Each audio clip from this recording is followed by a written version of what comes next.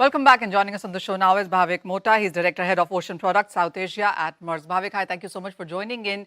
And the first quarter numbers are on the higher side, export and import, both of these. Where do you see the maximum growth coming in from?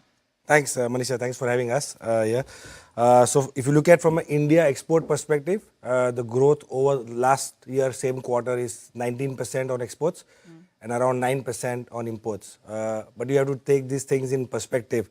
Let's not forget last quarter, 2024, we had Red Sea crisis, so the volumes were quite subdued. And also this year, we had an enhanced capacity into Europe and North America. So when you see this kind of a growth, it's a combination of volumes normalizing and also the added capacity that we have.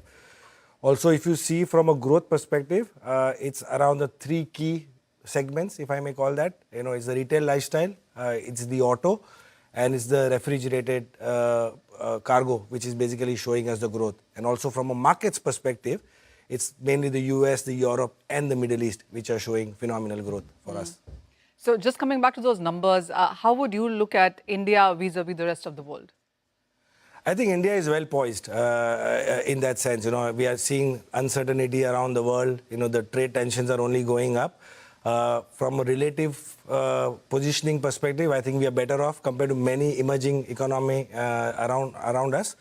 But of course, you know, the major dynamics are still very fluid. So we see how it evolves. But what we are seeing is a good traction on volume. So if you look at US as one of our biggest trading partner, we have seen some very good growth in the retail and lifestyle segments, you know, and even from an auto perspective, we have seen good growth coming from, US as our trading partner. So we are a bit of insulated from the global uncertainty, also given our strong domestic consumption story that we have. So I think we have a relatively better poise, but let's see what happens after July. All eyes on that. Those 90 days get done.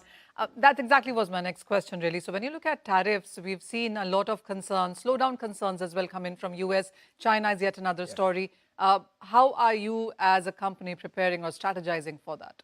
No, absolutely important, right? So when these tariffs came in, I think from global perspective, I think for us, China suffered the most, right? Because of the massive tariff increase that were there. So we saw sudden pause.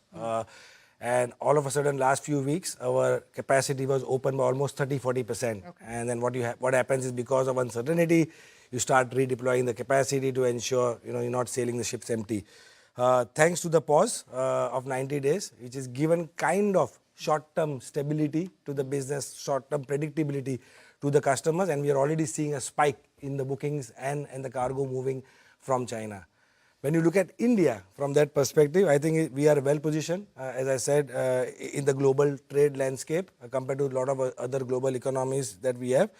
But being US being the largest trade partner, I think a comprehensive trade agreement is super important to enhance the stability, strengthen the bilateral commerce, and also provide, you know, a bit more predictability for the businesses on both sides. Bhavik, I remember the last time I met you guys at JNPT, there was a talk about a lot of investment pledge capacity as well and tie-ups too. So from then to now, what is the kind of progress that we've seen?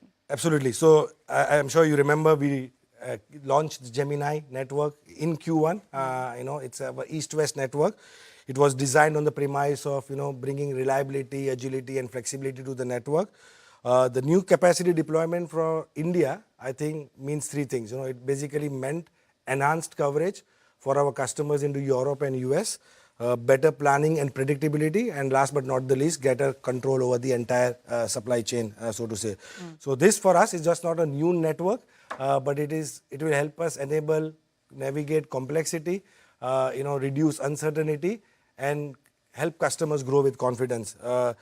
We already at 90% reliability, which was designed